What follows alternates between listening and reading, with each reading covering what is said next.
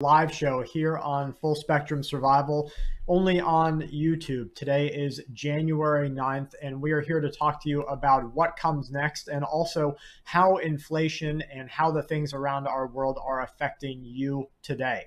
One of our viewers earlier today asked that question in a comment, and we read it. We've been reading it and talking about it and kind of discussing between ourselves. How are the events that are happening right now beginning to affect you? Like, is it hitting you in the grocery bill? Is it starting to affect you in your other manners of life and the things that are happening with you? That's really what we are looking for and kind of what we are talking about here. I'm going to give a couple of moments here and kind of let people start pouring into the chat room and see if we have anybody coming in there. Welcome, everybody, if you're just now joining us. Yes. Hey, Chip, glad to see you there. Clint, glad to see you. Avery, Daniel, Madam, and Paul, Off-Grid Reseller. So good to have everybody here. If you would just drop me a line of where you're from, just your state or your region, even if you just say, from Northeast or Northwest or Southeast, it'd be a good way to kind of let everybody know that that's exactly what we have, here in our community. So what is going on with inflation? The World Bank, international monetary systems, they are all saying that it's going to get worse. Right. Now, from an individual standpoint, from, Kelly, her standpoint and mine is we're going to try and buffer ourselves from that really to the best of our ability. But what we really want to know is what is happening with you guys. How is it, how are you and your family preparing for it? Kind of what are you doing to hedge against it? And, what's happening there? Remember, in tonight's live show, if you have questions, please leave the word question first. Yes. That'll let us see it there. And also, if you can, do it in all caps. If you're on a mobile device, in the lower left-hand corner, you can usually double-click a little up arrow, at least if you're on Android. Yes. And that's going to, give you caps. Yep. It's not too difficult to get it. Randy says, beautiful dress, Kelly. Oh, thank you. Washington, Pennsylvania, Rhode Island, Missouri here, Tennessee, Texas. California, Texas, Pennsylvania again, Pacific Northwest, South Australia. Welcome from over the water. Colorado Springs, looking to see who me and my family can meet up with and prep. How is it affecting us? Well, we started about, how long would you say ago? January of last year. Yeah. We started trying to purchase as far ahead into a hedge against inflation that we could. Right. Yes. It's something we've actually done before in the past. We used to call it our 1 year box. And it was like staple goods that if you can buy extra of it, try to kind of guess how much you need for a year. So like toothpaste. If anybody else is just getting one side of us, one side of audio, if you have headsets in, let me know and I'll try to mess with the cordage and see what we have here. Yep. Soap. Yes. Toothpaste. Soap, toothpaste, dry goods. Like if you're able to get, rice and things like that. But our 1 year box was usually just our staple. It was non-food stuff. Okay. Because I think a lot of the times it seems easier to get food stuff. You go get 50 pounds of rice here and there, but it's not always thought of to get enough soap. Or toothpaste or floss or deodorant. And of course, deodorant is something you could technically go without. Sure. Your friends and family might not appreciate it too much, but it's not a necessity. This 1 year box was kind of like things to make things a little more normal when you can't go get it. Yeah, it's nice to be able to use a toothpaste you're used to maybe. Then try to switch to some off-brand, or if you're not used to making your own toothpaste, things like that. So it's kind of something we've always done that we wanted to do here as well to try to get, a bit more. Plus, you do run into times where you can't even get a certain type of soap things like that. I know some of the soaps, whenever we usually make a colloidal silver soap ourselves using just like a goat milk base, but whenever we're not and we're looking to purchase something, we have a particular kind that we're going after that's really soft and easy on the skin and as natural as you can get it. Right. And it's been out of stock for like 6-8 months. Taylor Marlowe, thanks so much. You interrupted my The Walking Dead show, but it's worth it. I'm honored. Taylor says, I'm an on-the-road truck driver. Freight is slow due to the recession that's not even being stated. That's right. They don't want anybody to know just how bad the purchasing capabilities of the bottom 80th percentile are. Mm-hmm. And they are really bad. And when that isn't affected, then you have supply chain issues and all these other things happening. So we try to hedge against those to the best of our ability with our food purchases, our goods purchases, shoes we've pre-purchased, right. Pants and T-shirts and other shirts, because I talk about it. I have it in the script to talk about it for tomorrow's video, that in America, we are really going to have to suffer a shock in the next couple of months and even in the next couple of years. And that shock is going to be that we're going to have to deal with the availability being worse. But most of all, if we want to really put America first and put the USD first, Americans are going to have to start paying more. Now, for the bottom 80th percentile, that means for all of us, that's going, and remember, bottom 80th percentile, that means you're making less than $1 million a year. I don't know. It's not even, it's not like you're a millionaire or not. Right. You're making, not as much as the top 10, top 20 percentile. And so that means it's going to hit us really hard, and we're going to have to really swallow some hard rocks there. Mm-hmm. Ronald says, my fiance is a realtor and has to find other work because of this recession. Yeah, I believe that. I wish her the best of luck. I hope she finds something, quickly and close in comparison to what she's used to. If you guys have questions, just keep flooding them in, because when I see them, I'm grabbing them and putting them over on another notepad so that we can, come back and talk about them. I think Chip is here as a moderator, but I think he's the only one. So I'm glad to have you here, Chip. That's right, Chip. So I imagine that you were talking about, I must have missed about Alabama, and we're going back there hopefully very, very soon. And then we're just going to bounce back and forth as we take care of some, family needs that we need to, with other family members here. Let's see. Let's get to a couple of questions while I see some, continued talking pouring in. TR3B says, question, what is a good way to clean out your Sawyer Mini after it's been used a few times? Can you use rubbing alcohol or diluted rubbing alcohol without destroying the insides, or is there another way? So we always just flush ours with good water and fresh water. And if you're going to use a chlorinated water, you can, or you can use like a Berkey water or something else that's been filtered, and just make sure that you take care of it. The Sawyer Minis are really going to last themselves unless you freeze them or let sediment really, getting stuck inside of them. Next question. Aurora says, question, has anyone been getting slammed with credit card offers lately? Absolutely. Yes. And I've heard even of, friends of ours that take up on the offers too. Yeah. And, the thing is that lending institutions are doing a great bit of tightening right now. That means that they are tightening up their debt risk. And in that debt risk, they are, looking at everybody who even has the potential to be a problem for their risk, and they're just cutting them off. Or if you've paid off your credit card, they're going to lower your rate. And maybe even raise your interest rates. There's so much that's going on there because they want to get the most out of their money, right? And out of their return on their investment on you.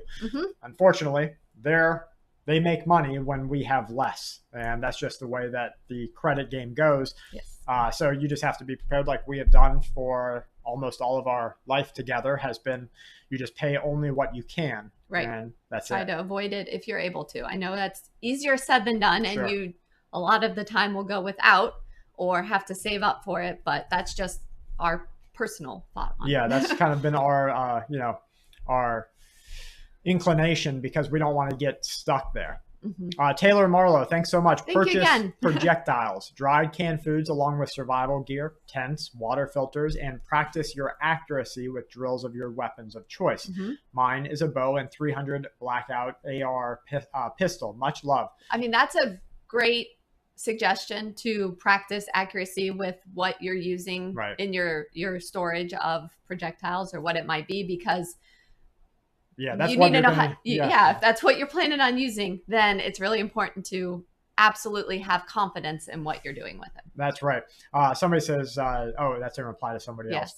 Diapers, wipes, formula. I want to get to that question soon. Absolutely. You really, those types of things, your wipes, your diapers for other people that you might not need. That's a big barter and trade item. It is. And it's a convenience thing too, of that normalcy of, if you have kids, to be able to still have that, diaper change. That's and, right. All of that. And my recommendation with it would be to get cloth to use, because it's going to be reusable over and over and over again.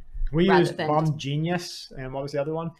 Bum Genius and I can't remember. It's been so long. Yeah, it's been a long time, but we still have ours for barter and trade or helping out family and stuff. So we started with basic, like I say basic. It's not with the pins anymore. They do have the hook and loop, the Velcro, but you have the insert and you put that, and then you have a cover that goes over it.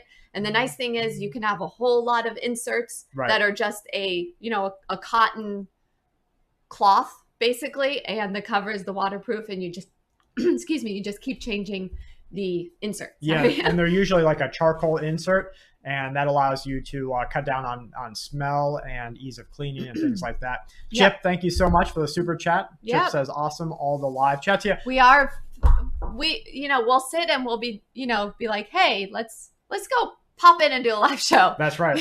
And really it's fun. This is part of our everyday. I preach about it. Do your chores, do your preps, and then have fun. And this is part of the fun for us. And just getting here and talking with you guys.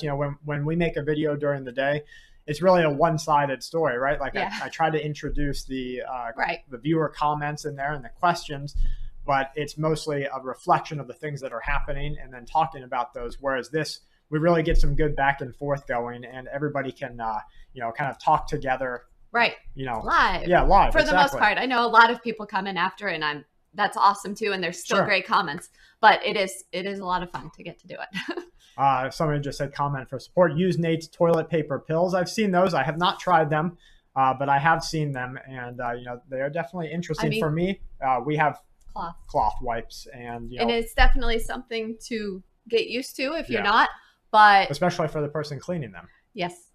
Because, you might not be used to cleaning your family members, excrement at this time, but in a long duration emergency, if you're not looking to use natural materials from outside or the Middle Eastern method and some of the other countries' method where, you wipe and then you wash your hands, then you have to deal with that. Let's see, we had a couple of good questions come up. I don't want to get too far behind. Yeah, Suzanne says, question, can lump charcoal bought in bags near the grilling supplies be used as the charcoal layer once crushed in a homemade water filter? So they do sell, so to activate charcoal, it's not just having charcoal.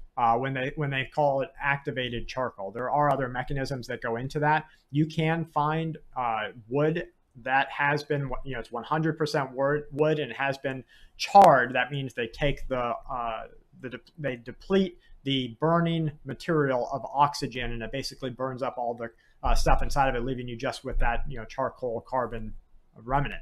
It does have some filtering and neutralizing capabilities, just not to the same degree as truly activated charcoal. And you can activate charcoal with some other properties like lemon juice and a couple of other things.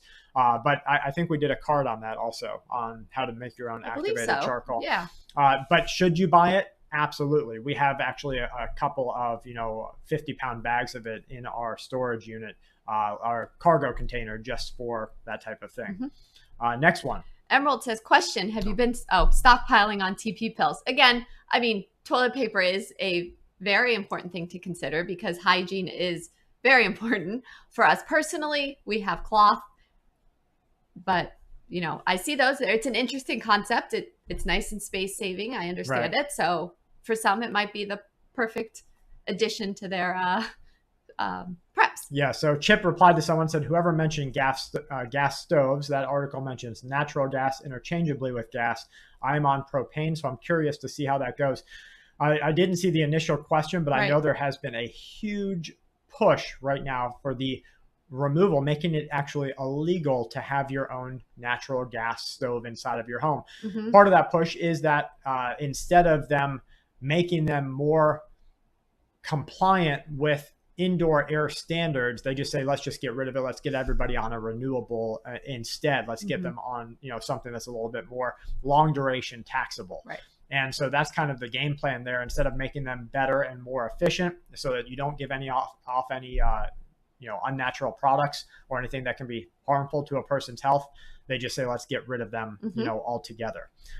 Next question. I did see somebody that I wanted to get to. Is Giovanni, I think. And I tried to look for it, but I couldn't find it. He said, I've replied to some questions. I'm just going off of my memory here from when I read it. He said, I've replied to some questions and he never gets any replies back. And, me too. Everybody here, you reply to some. Sometimes you engage in really great, communication and discussion. Sometimes also, if you're not going back and finding your comment and looking for it, I know for us, there's not always a great notification of when you have a reply or something like that. And for us especially, it's really like we try to answer as many comments as we can, but it's hard. I mean, there's a lot of comments on every video, so we try. So if it's us, we haven't replied to it, you can try sending us an email. We do try to get to those. Those are not easy to get to, but it's actually easier to get to a comment because we have thousands and thousands of emails sitting there. Yes.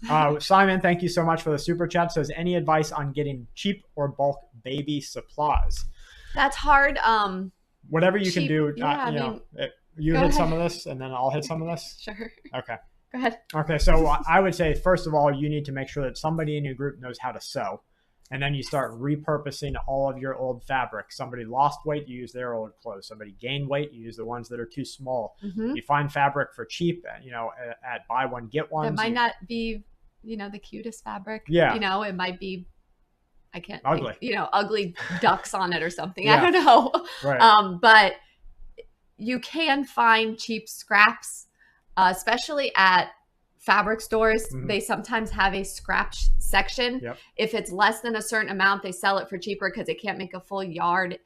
They used to. I mean, I don't know now because I have my bulk of fabric. That's right, yeah. But you can, and if it's cotton, you can use those towards diapers, and you can make your own diaper inserts. You can find very inexpensive patterns online, which you can do now and download, print out, things like that in case you don't have access to it. Smart. You can get the patterns to make your own. Baby stuff is it's the easiest to sew. If you're doing blankets, diapers, things like that, it's easy to learn how to do it. It's forgiving because it's a baby, so I would definitely recommend the fabric, not to get in there, but so you're going to definitely want to process your own food, so you can make your own processed food for the babies.